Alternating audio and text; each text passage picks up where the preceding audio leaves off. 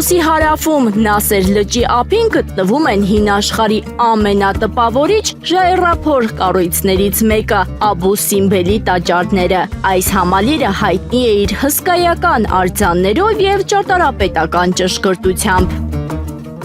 Տաճարները համարվում են հին Եգիպտոսի իշխանության եւ ճարտարապետական հնարավորությունների խորհրդանիշը։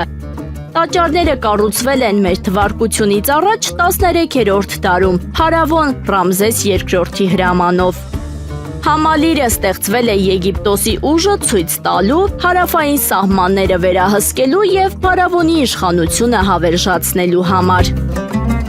Աբու Սիմբելի գլխավոր տաճարի մուտքի մոտ տեղադրված են Ռամզես II-ի 4 հսկայական արձանները։ Յուրաքանչյուր արձանի բարձրությունը մոտ 20 մետր է։ Տաճարի ներսում կան սրահներ եւ որմնանկարներ, որոնք պատմում են պատերազմների եւ կրոնական ծեսերի մասին։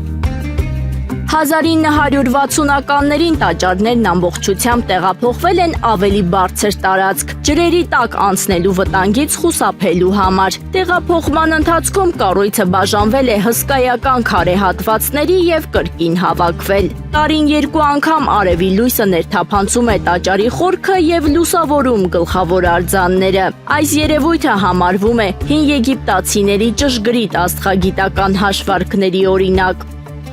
Այսօր Աբու Սիմբելը ՅՈՒՆԵՍԿՕ-ի համաշխարհային ժառանգության օբյեկտ է եւ կարեւոր հնագիտական կենտրոն։ Այն ներկայացնում է հին Եգիպտոսի արվեստը, քաղաքական ուժը եւ ինժեներական հնարավորությունները։